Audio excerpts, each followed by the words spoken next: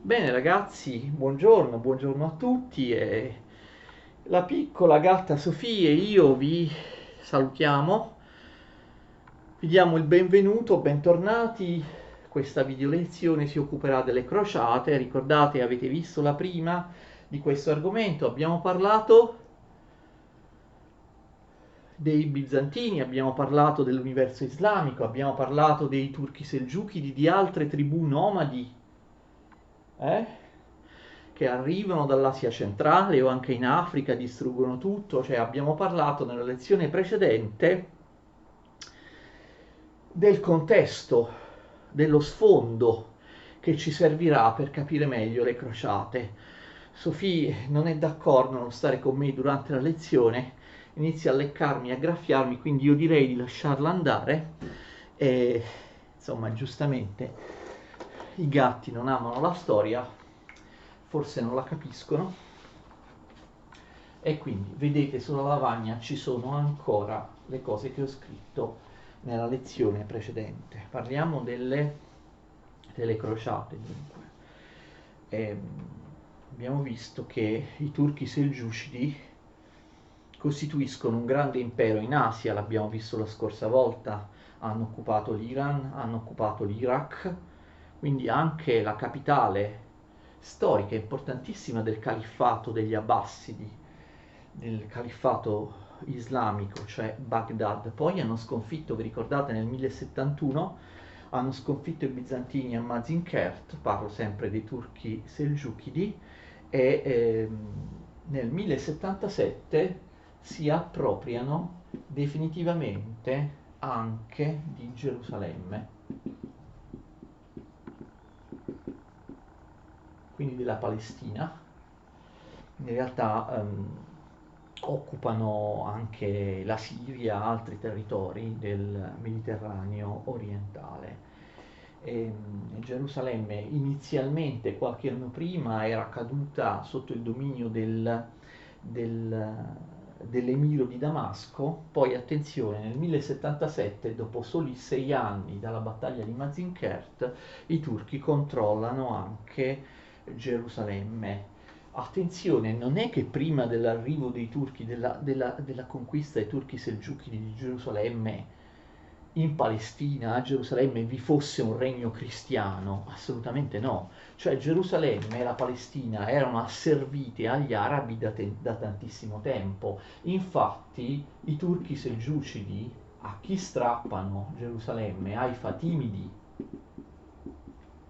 dinastia araba dell'Egitto, e aveva conquistato anche la Palestina. Quindi capite, musulmani erano gli arabi fatimidi, musulmani sono i turchi selgiuchidi o selgiucidi che sottraggono ai fatimidi dell'Egitto Gerusalemme in maniera definitiva nel 1077. E tuttavia questo sconvolge gli occidentali, il papato, la cristianità dell'Europa occidentale. Perché? Voglio dire, anche prima dell'arrivo dei turchi, Gerusalemme non era cristiana, era già da moltissimo tempo che era stata conquistata dai musulmani, anzi Gerusalemme, la Palestina, fu uno dei primissimi territori conquistati dai musulmani. I Fatimidi la possedevano dal 970 d.C., adesso abbiamo visto gli è stata sottratta dai turchi selgiucidi, ma anche prima dei Fatimidi, prima del 970 d.C., vi era comunque una dominazione araba a Gerusalemme. Come mai le crociate, questa voglia, eh, questa volontà di liberare Gerusalemme, cacciare i musulmani dal Santo Sepolcro di Cristo, questa voglia, questo desiderio scoppia proprio ora? Anche prima Gerusalemme, lo ripeto per l'ennesima volta, era sottomessa ai cosiddetti infedeli, agli islamici. Allora, ci sono varie questioni. In precedenza il mondo occidentale non era assolutamente in grado di organizzare spedizioni, quali vedremo quelle delle crociate. Ricordate, prima dell'anno 1000 il mondo occidentale attanagliato da un fortissimo declino. Non esistevano neanche le navi o neanche le strade, diciamo così, per arrivare a Gerusalemme. Il mondo occidentale era così povero, così in difficoltà, che certo non avrebbe mai potuto pensare di organizzare queste spedizioni. Ovviamente dopo l'anno 1000 invece c'è stata un'apertura dei commerci, un arricchimento. Ricordate che le repubbliche marinare arrivavano tranquillamente in Egitto, in Siria, in Libano, in Palestina, già prima delle crociate, indipendentemente dalle crociate, per combattere. Ricordate, abbiamo parlato delle repubbliche marinare nel loro primo periodo, per combattere i musulmani, ma anche per commerciare con i musulmani. Quindi delle vie militari o commerciali erano già aperte verso il Mediterraneo orientale, mentre prima dell'anno 1000 o prima dell'anno 800-900 queste strade non erano aperte, ma fu soprattutto nel 1000, nell'undicesimo secolo, vi ricordate, che si affermano le repubbliche marinarie Pisa, Genova e Venezia, che fanno conoscere in tutta l'Europa occidentale la situazione del Mediterraneo orientale. Quindi c'è prima di tutto questa spiegazione che adesso l'Occidente può organizzare spedizioni militari a Gerusalemme lì, mentre prima assolutamente non poteva. E poi c'è un'altra questione. Gerusalemme era meta di pellegrinaggio, d'accordo? Moltissimi andavano in pellegrinaggio a Gerusalemme. I pellegrinaggi, lo vedremo magari anche in seguito, nell'Europa meridionale erano importantissimi. Poi a partire dall'anno 1000, ma anche prima, si erano aperte strade che attraversavano numerosi paesi europei per centinaia e centinaia di chilometri per fare dei pellegrinaggi a lungo raggio. Famosa era ovviamente la via Francigena che ti portava in Francia e poi dalla Francia la via di Santiago che ti portava al santuario spagnolo di Santiago de Compostela. Moltissimi europei facevano questi pellegrinaggi, spesso era la, proprio lo scopo della loro vita. Molti, anche molti nobili, molti cavalieri, vendevano tutto, abbandonavano tutte le loro proprietà per dirigersi nei luoghi dei pellegrinaggi. Quindi anche Gerusalemme era sede di pellegrinaggio, sia da parte dei bizantini, degli ortodossi bizantini. Vedremo in seguito in un altro argomento, lo scisma ortodosso del 1054, sia ovviamente dei cattolici dell'Europa occidentale. Finché vi erano, attenzione, i Fatimidi che possedevano Gerusalemme, i pellegrinaggi erano permessi. I Fatimidi erano molto tolleranti, cristiani ma anche ebrei che vivevano a Gerusalemme o comunque in quelle zone erano tollerate e la via del pellegrinaggio era aperta per i cristiani che volessero arrivare a Gerusalemme. Nel momento in cui i più severi, i più fanatici turchi selgiucidi invece conquistano Gerusalemme, avete già capito, i pellegrinaggi vengono inibiti, se non totalmente, diciamo, diventano comunque molto molto più difficili. Quindi non è più possibile fare il pellegrinaggio a Gerusalemme, ma anche per un altro motivo, perché intorno a Gerusalemme vi è uno stato di guerra. Infatti i turchi selgiucidi hanno conquistato Gerusalemme e hanno conquistato anche altri territori che invece appartenevano all'impero bizantino, ok? E quindi ovviamente che succede? I Fatimidi, a cui è stata tolta Gerusalemme, iniziano una guerra, continuano la guerra con i turchi selgiucidi, ma anche i bizantini si scontrano con i turchi selgiucidi, quindi c'è uno stato di guerra tra queste tre entità politiche che di fatto impedisce ai pellegrini di arrivare a Gerusalemme, perché lì nel Mediterraneo orientale ci sono le flotte di turchi, fatimidi e bizantini che si combattono tra di loro. Quindi c'era una situazione di guerra generale che al di là della volontà della dinastia dominante impedivano i pellegrinaggi e quindi i cattolici occidentali iniziano a pensare ad una crociata. Che cos'è la crociata? Che cosa sono le crociate?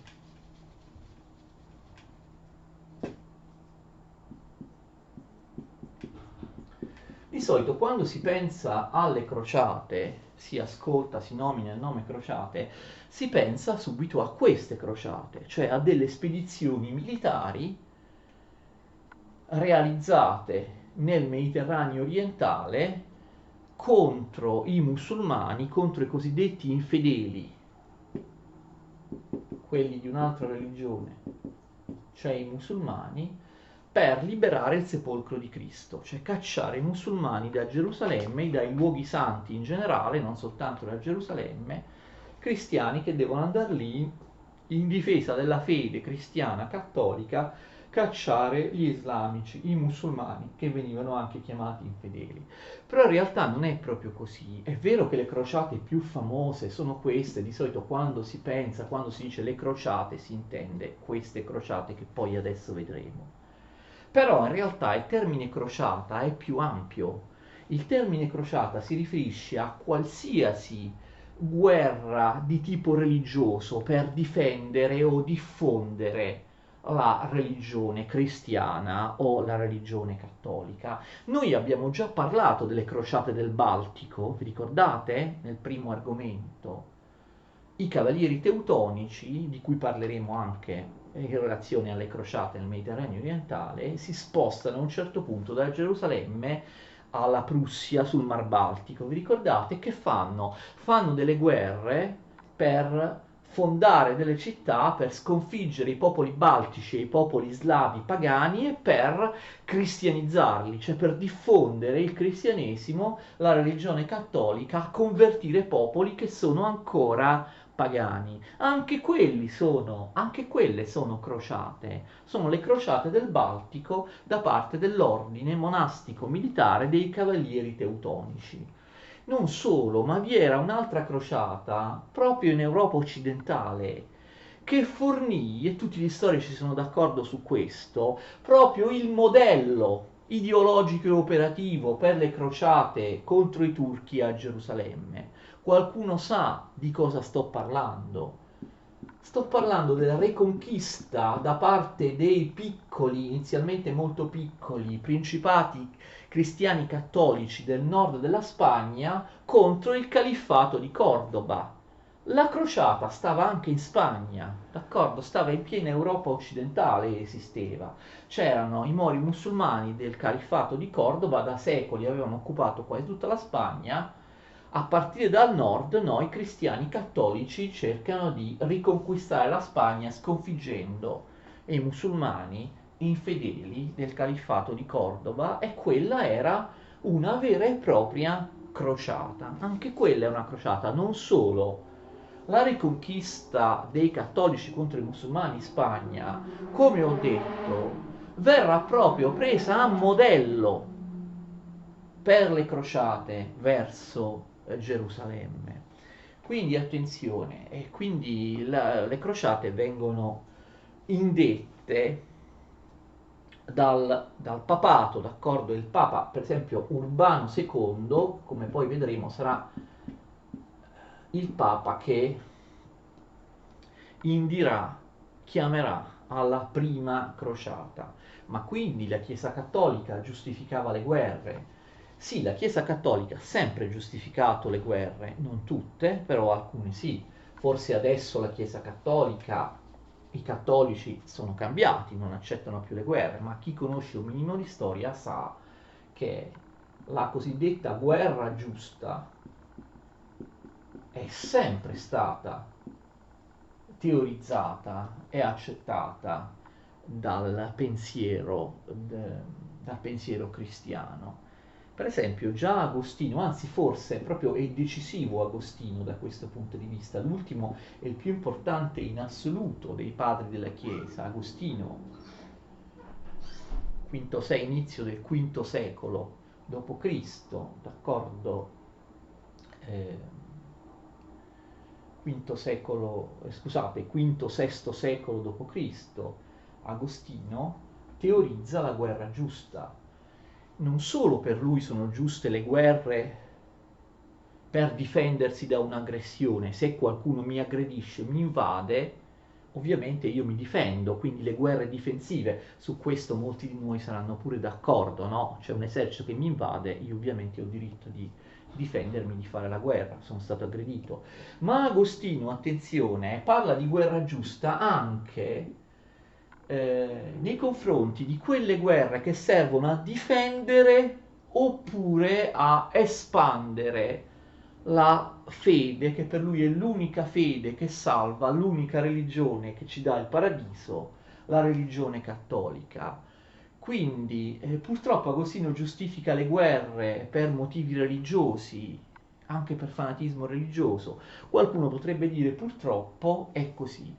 Secondo Agostino, utilizzare la forza, utilizzare la violenza per difendere o diffondere la fede cristiana è giusto. Anche a livello individuale è giusto. Agostino è l'iniziatore della teoria intollerante della cosiddetta costrizione. Cioè Agostino considera giusto, giustificato per il bene di chi la subisce, la conversione forzata, d'accordo? Propter salutem tuam contra voluntatem tuam, d'accordo? Contro la tua volontà, però al fine di farti ottenere la salvezza, e quindi le conversioni forzate, il costringere a credere. E quindi è per Agostino creare le condizioni affinché uno possa credere significa anche combattere con la forza, con la violenza, sia gli eretici, quindi reprimerli con la forza. Gli eretici sono, attenzione, altri cristiani che però sapete non sono cattolici, no?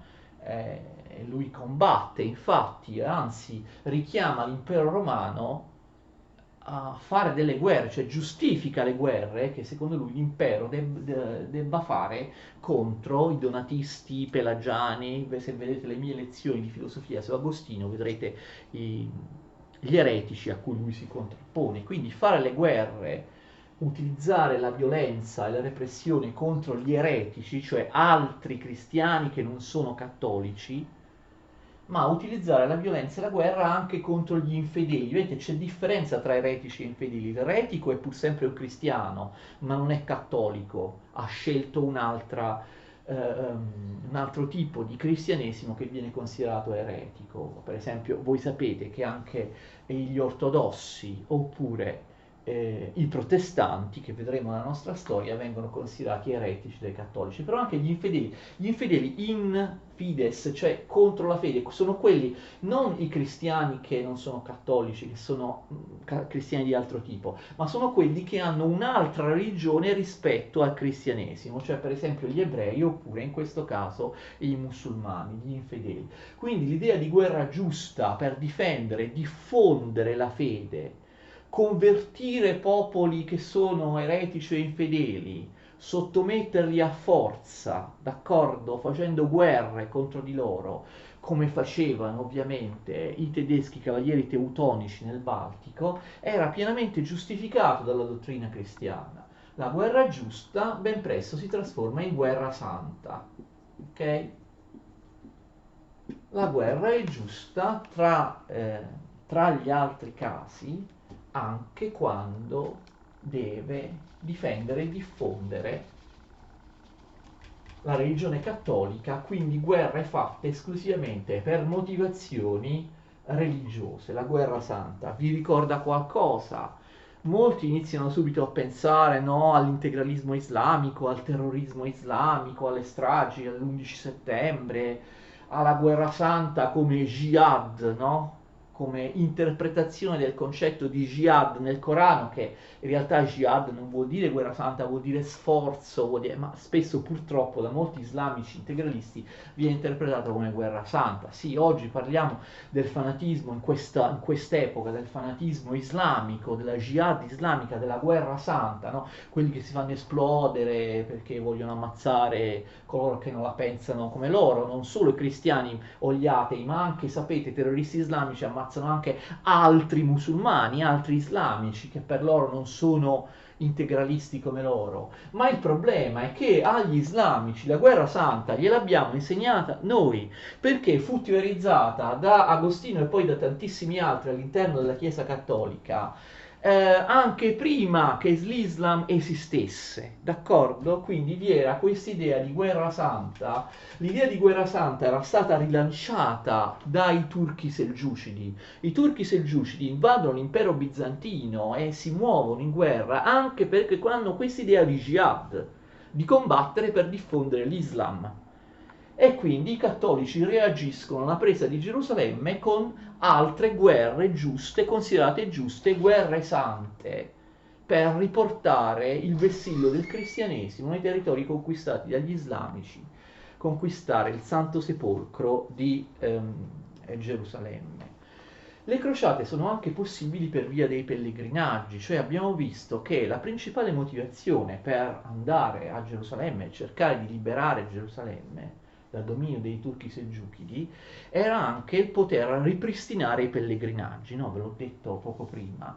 E quindi molti interpretano, per esempio il famoso storico italiano Cardini, le crociate come dei pellegrinaggi armati, d'accordo? Dei pellegrini, ci sono dei nobili, dei cavalieri, ma vedremo anche degli straccioni, i poveri nullatenenti, che si dirigono verso il Mediterraneo orientale per fare la guerra, ma per loro la guerra è tutt'uno con il pellegrinaggio. Loro vogliono forzare il blocco dei Selgiuci di andare in pellegrinaggio al Santo Sepolcro e lo fanno con le armi. Questa tesi è giustificata dal fatto che, come vedremo, moltissimi cavalieri che arrivano lì a Gerusalemme fanno la crociata, poi dopo se ne tornano a casa loro, se ne tornano nei loro feudi in Europa occidentale, non si stanziano lì. Anche dopo aver conquistato, vedremo, non si stanziano lì, non colonizzano, se ne tornano in Europa occidentale. Quindi è come se avessero fatto, capite, un pellegrinaggio. Io faccio un pellegrinaggio con le armi anche per liberare il luogo dove io intendo andare in pellegrinaggio. Dopo averlo liberato, dopo aver vinto quella battaglia, quella guerra, però il mio pellegrinaggio finisce, io torno a casa. Vabbè, in ogni caso andiamo ai eventi storici. Urbano II convoca un concilio a Piacenza nel 1095. Attenzione, il concilio non viene indetto, non viene svolto perché ha come argomento la crociata, d'accordo? Però in questo concilio si inizia a parlare della crociata. Infatti a Piacenza arrivano dei legati, degli ambasciatori dell'impero bizantino. Sono stati mandati dall'imperatore bizantino Alessio I Comneno, della dinastia dei Comneni. Alessio I Comneno manda degli ambasciatori presso la cristianità occidentale, la Chiesa cattolica, al Concilio di Piacenza. Questi ambasciatori ovviamente chiedono aiuto ai cristiani dell'Occidente contro i turchi. Il problema però che sarà, vedremo sempre il problema, lo vedremo molte volte in seguito, che indebolirà la forza delle crociate, la possibilità di successo delle crociate, è che, e lo vedremo in un altro argomento, ripeto, cristiani di Occidente e cristiani di Oriente, l'impero bizantino, avevano litigato e avevano fatto uno scisma. Quindi quelli che arrivano lì a Piacenza rappresentano una chiesa cristiana che non è la chiesa cattolica del Papa, è la chiesa ortodossa. Tuttavia chiedono aiuto lo stesso, perché sempre di cristiani in qualche modo si tratta, però in realtà, come vedremo, da parte del papato, da parte dei cattolici dell'Europa occidentale, ci sarà sempre un disprezzo nei confronti dei bizantini che erano per loro scismatici, erano eretici, erano diventati ortodossi, si erano separati dalla Chiesa di Roma. E questo fatto pregiudicherà moltissimo le possibilità di vittoria militare da parte dei crociati, questa divisione tra cattolicesimo occidentale e la Chiesa ortodossa orientale bizantina. Allora, che succede? Viene convocato sempre nel 1095, sempre ovviamente da Urbano II, un altro concilio a Clermont-Ferrand. Clermont-Ferrand ovviamente è una località francese. Urbano II lancia un appello a tutti i cavalieri cattolici dei paesi cattolici o comunque a tutti i cattolici affinché si muovano, si dirigano verso la Palestina e affrontino militarmente i turchi per liberare Gerusalemme. Quindi Urbano II lancia la prima crociata, indice quella che passerà alla storia come prima crociata nel Mediterraneo orientale contro i turchi.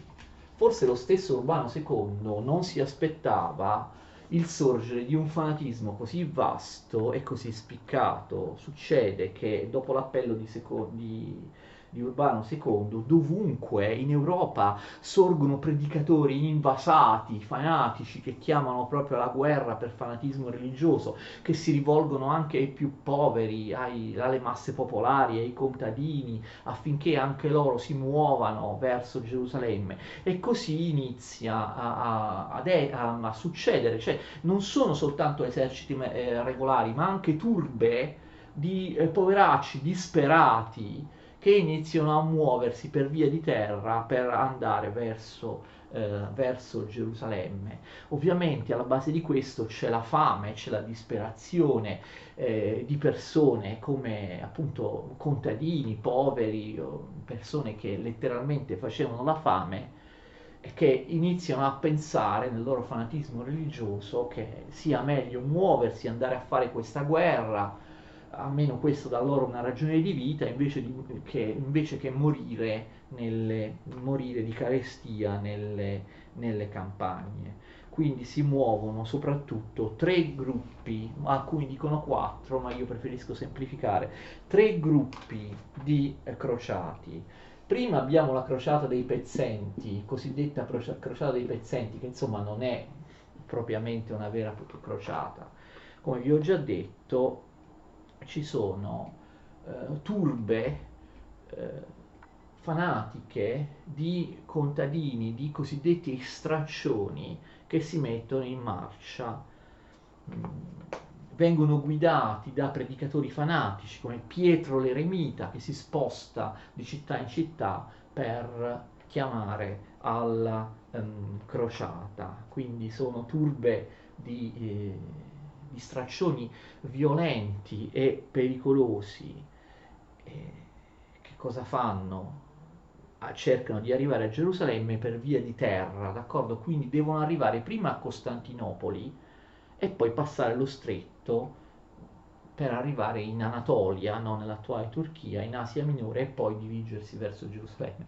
Il viaggio è molto lungo, la maggior parte di questi cosiddetti pezzenti provengono soprattutto da Francia e Germania, quindi si muovono per via di terra attraverso la Germania, poi vanno verso sud, attraversano il regno di Ungheria, d'accordo, per poi arrivare nell'impero bizantino. Dovunque vadano, portano violenza, distruzione, massacri. In particolare eh, in Germania ci sono molti ebrei, non appena arrivano in un villaggio ebraico, questi cosiddetti pezzenti ammazzano in maniera atroce tutti gli ebrei, quindi compiono dei veri e propri massacri nei confronti degli ebrei. Questo è il loro fanatismo religioso. Non odiano soltanto i musulmani, anche gli ebrei. Purtroppo questo si iscrive, ne parleremo altre volte, all'interno del secolare antisemitismo, oppure lo chiamiamo antigiudaismo cristiano. I cristiani per secoli e secoli hanno odiato gli ebrei con una motivazione prettamente teologica, spirituale, nel fatto che gli ebrei, sapete, non hanno riconosciuto il Messia Gesù Cristo, anzi hanno contribuito a mandarlo a morte, d'accordo? Quindi l'accusa contro gli ebrei da parte del cristianesimo, per fortuna ora la Chiesa Cattolica è cambiata, però anche adesso, oppure anche fino a poco tempo fa, si vedevano queste manifestazioni di ostilità nei confronti degli ebrei all'interno della Chiesa Cattolica. L'accusa era quella di deicidio, aver ucciso la divinità uccisione di Dio, l'uccisione di Gesù Cristo. Quindi gli ebrei vengono sterminati da questi pezzenti non appena li trovano. Poi arrivano dalla Germania arrivano nei Balcani, il re d'Ungheria non è d'accordo che questi portino la distruzione in Ungheria, questi cosiddetti crociati, e il re d'Ungheria li fa sterminare, vengono decimati quindi nei Balcani. Non tutti, però quelli che restano arrivano a Costantinopoli, l'imperatore bizantino ci tiene a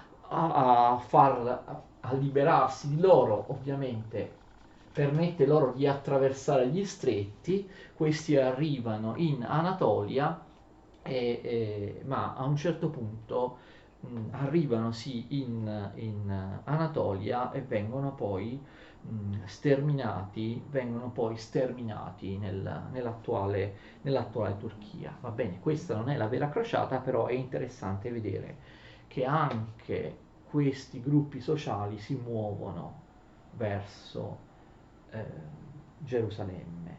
L'altro gruppo è quello di aristocratici con i loro cavalli, la cavalleria diventa importante proprio durante le crociate, soprattutto francesi e inglesi, si muovono verso Gerusalemme sempre per via di terra, attraversando i Balcani, la regione danubiana, per arrivare poi nell'attuale Turchia e poi verso Gerusalemme. Sono gruppi di aristocratici francesi e inglesi, anche di grandi aristocratici, importanti feudatari. Tuttavia, nella prima crociata non parteciperanno né l'imperatore tedesco, né i sovrani, i re dei regni feudali, a differenza delle crociate successive. Poi l'altro gruppo è quello degli italiani. Gli italiani, molti di loro non vanno per via di terra, ma per via di mare, attraverso navi messe a disposizione soprattutto dalla Repubblica Marinara di Pisa, che sapete già prima delle crociate arriva tranquillamente nel Mediterraneo orientale, aveva combattuto ma anche commerciato con i musulmani. Queste navi però non partono da Pisa, bensì dalla Puglia, d'accordo? Tra questi italiani vi sono molti normanni, tra cui Boemondo d'Altavilla, ed è un po' imbarazzante questa cosa perché gli Altavilla, cioè i Normanni, che erano re di Napoli e di Sicilia, in precedenza, ma ne parleremo in seguito, nel successivo argomento dedicato alle monarchie feudali dal 1000 al 1300, gli Altavilla, Boemondo d'Altavilla, i Normanni dell'Italia meridionale, avevano cercato di aggredire e di conquistare Costantinopoli, l'impero bizantino, quindi è singolare che invece adesso debbano essere accolti a Costantinopoli dall'impero bizantino per poi arrivare a Gerusalemme, cioè i bizantini devono accogliere, rifocillare, armare proprio i normanni che pochi anni prima avevano cercato di conquistarli. Comunque, insomma, ci sono anche questi gruppi di italiani. Molti partono nel 1097, molti partono nel 1098, insomma, comunque ciò che è importante avviene nel 1099. I crociati prima conquistano alcune città, non conquistano soltanto Gerusalemme, a differenza di quello che si crede, conquistano altre città nel Mediterraneo orientale, diversi altri possedimenti oltre a Gerusalemme e la Palestina, per esempio Antiochia in Siria. Antiochia era una città importantissima, ricca, molto molto popolosa, molto più popolata delle città dell'Europa occidentale. Conquistano Antiochia e poi sempre nel 1099 conquistano Gerusalemme. Quindi successo della prima crociata. Gerusalemme viene conquistata, quello che avviene all'atto della conquista non è commendevole. I crociati, che sono animati, lo vedremo anche in seguito, saranno sempre animati da fanatismo religioso, ma anche da voglia di fare bottino, da voglia di conquistare beni materiali al di là delle motivazioni religiose, mettono a ferro e fuoco Gerusalemme in un'orgia distruttiva che dura giorni e giorni, gli abitanti di Gerusalemme sono sterminati, sgozzati, sventrati, uccisi nelle maniere più crudeli che sia possibile immaginare, lo testimoniano i cronisti dell'epoca. E quindi abbiamo questo fanatismo religioso nei confronti degli abitanti di Gerusalemme. Attenzione, i cattolici crociati con la croce, no? Con la croce spesso disegnata sulla loro armatura, sui loro vestiti, non uccidono soltanto i musulmani e gli ebrei che stavano a Gerusalemme, questo ce lo potremmo aspettare. Avete capito? Incredibilmente massacrano anche i cristiani, cioè a Gerusalemme vi era anche una notevole popolazione cristiana che dagli arabi, adesso dai turchi, comunque dai musulmani, era sempre stata tollerata. Oh, invece arrivano i cristiani cattolici per liberare Gerusalemme, i cristiani di Gerusalemme che erano sempre vissuti tranquillamente, avevano sempre vissuto tranquillamente, erano stati tollerati dai musulmani, vengono massacrati dai cristiani stessi. Non si fa differenza, si ammazzano tutti, anche i cristiani che si trovano a Gerusalemme. Su questo bisognerebbe riflettere. Uno dei capi militari della crociata, Goffredo di Bouillon, che era ovviamente un grande aristocratico francese, Goffredo di Bouillon viene nominato re di Gerusalemme e lui regnerà però rifiutando questa carica, disse di non volersi fregiare del titolo di re di Gerusalemme. Comunque dopo la sua morte vi saranno altri che regneranno proprio con il titolo ufficiale di Gerusalemme, quindi viene fondato un regno di Gerusalemme. Non solo un regno di Gerusalemme, in realtà vengono fondati 4 regni, cioè i territori conquistati dai crociati vengono divisi in 4 entità politiche. Il regno di Gerusalemme e poi altri 3 principati, d'accordo? Tripoli, in Libano, Antiochia, che abbiamo già nominato, in Siria ed Edessa in Turchia, ok? Vengono costituiti questi 4 stati, staterelli, i cosiddetti stati crociati, d'accordo? Ognuno ha un proprio principe che appartiene ovviamente alle famiglie nobili dell'Europa occidentale che sono andate lì e hanno conquistato. Questo già potrebbe dirvi qualcosa di negativo. Perché i territori conquistati non vengono organizzati in un solo Stato? No, perché i crociati, capite, litigano tra di loro e quindi frazionano i territori conquistati in 4 stati, stati cattolici, stati crociati, che tra l'altro iniziano ben presto a litigare tra di loro. Chiaramente questo indebolisce la posizione dei crociati lì, che saranno ben presto preda, come vedremo, della riconquista da parte dei musulmani. Un altro però elemento di grave debolezza sta nel fatto, questo l'abbiamo accennato già, che non vi sarà alcuna colonizzazione da parte dei crociati. Molti cavalieri restano lì per un certo periodo, poi se ne ritornano nei loro feudi in Europa occidentale, abbandonando i luoghi santi. Il risultato è che i cattolici che si stanziano qui nei luoghi santi conquistati sono pochissimi e quindi non riusciranno a contrastare la rivincita successiva da parte dei musulmani. Un pellegrinaggio armato, vanno lì, fanno anche bottino, ovviamente hanno motivazioni anche materiali, poi se ne ritornano in Europa. Lì non c'era, attenzione, il feudalesimo occidentale, quindi anche comunque colonizzare quei territori era difficile. Bisognava far trasferire lì contadini dall'Europa occidentale che si stanziassero lì, ma questo non viene fatto, anche perché lì non c'è un vero feudalesimo, le strutture sociali mh, ma anche il clima, le colture le colture tipiche sono molto diverse rispetto a quelle dell'Europa occidentale, quindi non vi è alcuna colonizzazione, trasferimento di popolazione. E i cattolici crociati saranno sempre molto, molto pochi.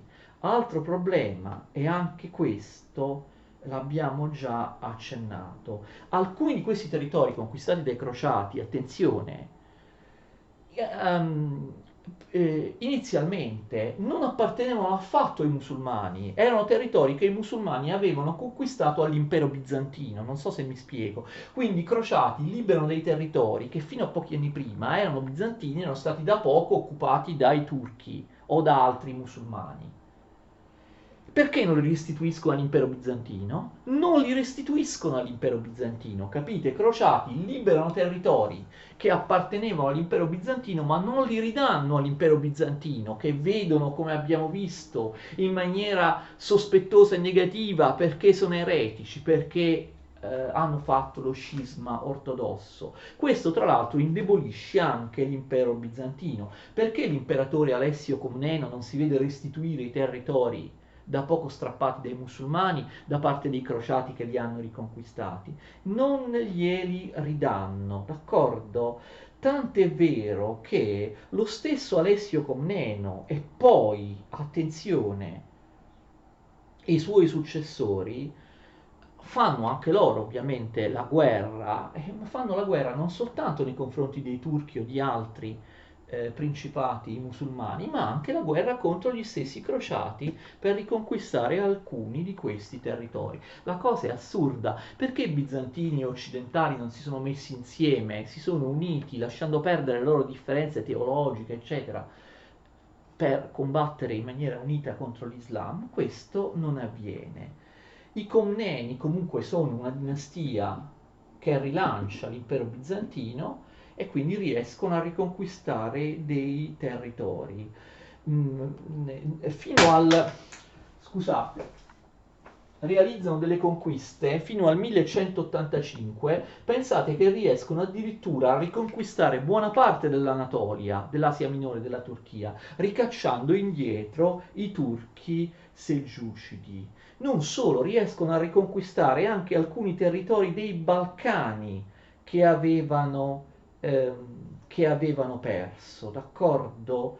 Poi il successore di Alessio Comneno, cioè Giovanni II Comneno, che regna dal 1143 al 1180 come imperatore bizantino, riconquista Antiochia. Quindi capite, cristiani contro cristiani, come appena detto, bizantini attaccano i crociati che avevano preso Antiochia, l'impero bizantino indebolisce i regni crociati perché conquista uno dei quattro regni che ho detto prima, cioè Antiochia, che era stata assegnata ai Normanni, quindi i bizantini cacciano i Normanni da Antiochia. Vedete, cristiani contro cristiani, bizantini che combattono sì i musulmani, i turchi selgiucidi in Anatolia, nell'attuale Turchia, ma combattono anche i cattolici occidentali perché quei territori ovviamente sono rivendicati dai bizantini e quindi questa diciamo è la situazione. L'ultimo importante imperatore, seguiamo la storia dell'impero bizantino perché io ho detto io vi faccio anche la storia dell'impero bizantino, magari i libri di testo non la fanno, non la trattano. L'ultimo grande imperatore della dinastia dei Comneni, che si estinguerà poco dopo di lui, è Manuele Comneno. Manuele Comneno, scusate, qui manca una E. Manuele Comneno regna come imperatore bizantino dell'impero romano d'Oriente dal 1143 al 1180, quindi un periodo piuttosto lungo. Sembrerebbe no, che sotto Manuele Comneno l'impero bizantino sia ridiventato potente, un'entità molto vasta, molto potente. Abbiamo visto che questo però è apparente, ricordate cosa ho detto nella lezione precedente. L'impero bizantino, nonostante questi limitati e non duraturi successi militari, è in grave decadenza per i motivi che vi ho detto nella lezione precedente. C'è un'aristocrazia terriera, vi ricordate, che si impone impoverendo e asservendo i contadini che erano il nervo, i contadini soldato nei temi che loro possedevano, è il nervo dell'impero bizantino. Invece si diffonde al loro posto, al posto della piccola proprietà contadina, un'aristocrazia terriera parassitaria.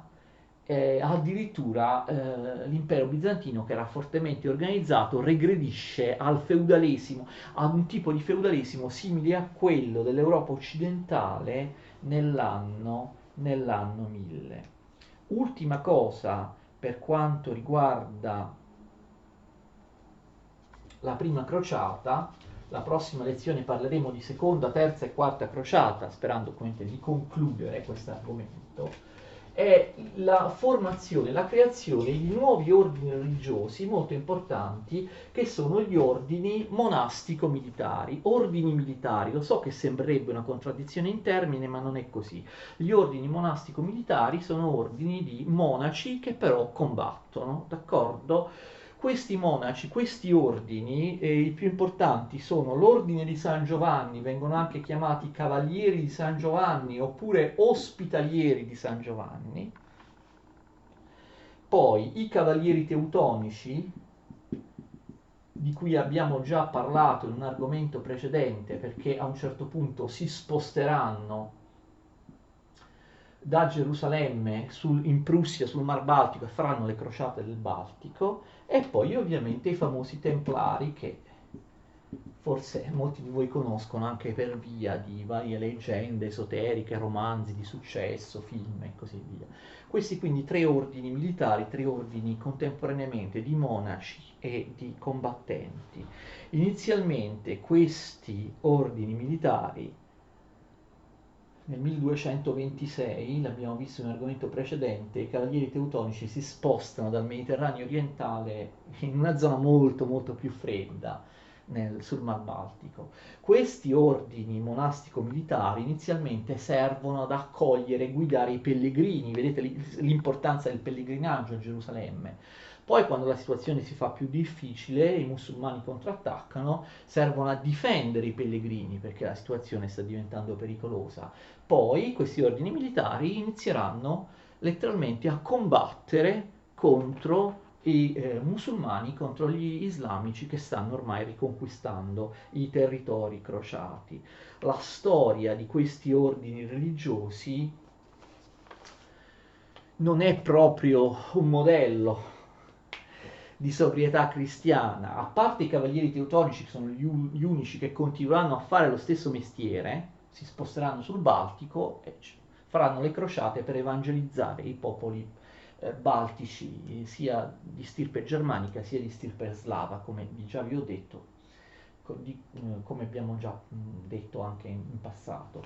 Mentre invece gli ospitalieri di San Giovanni oppure i templari diventeranno ben presto ricchissimi, avranno un sacco di donazioni, conquisteranno un sacco di proprietà e quindi proprio sprofonderanno completamente nel lusso e diventeranno semplicemente dei parassiti.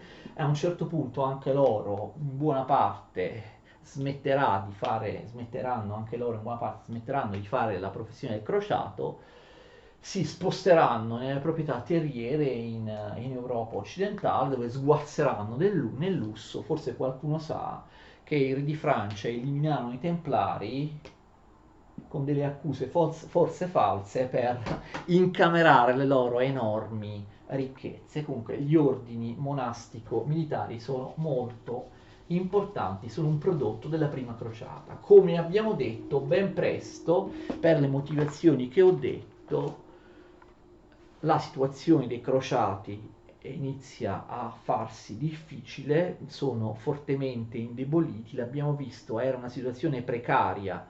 I crociati non si stabiliscono lì, quindi i cattolici nei territori conquistati restano sempre molto pochi, non c'è emigrazione da parte di cattolici occidentali che stabiliscono lì. E vedremo quindi la controffensiva dei musulmani e vedremo la seconda crociata. C'è una cosa di cui ora non riesco a parlare perché la lezione è diventata veramente troppo lunga. La funzione delle repubbliche marinare Le repubbliche marinare si arricchiscono grazie alla prima crociata. Le repubbliche marinare sono quelle che in qualche modo colgono il successo della prima crociata, approfittano più degli altri, si arricchiscono, aumentano i loro commerci nel Mediterraneo orientale, diventano i padroni del commercio nel Mediterraneo orientale. I padroni del commercio non saranno più i musulmani, ma saranno gli italiani delle città marinare a seguito della prima crociata. Tutto questo con un punto interrogativo, perché in passato gli storici dicevano sì, è così, la crociata ha favorito enormemente il commercio, la potenza delle città marinare. Moltissimi altri storici però non sono assolutamente d'accordo. Parlerò brevemente di questa questione della partecipazione, del ruolo delle repubbliche marinare nelle crociate all'inizio della prossima lezione. Guardatemi, continuate a seguirmi prima di parlare della seconda, della terza e della quarta crociata. Arrivederci a tutti.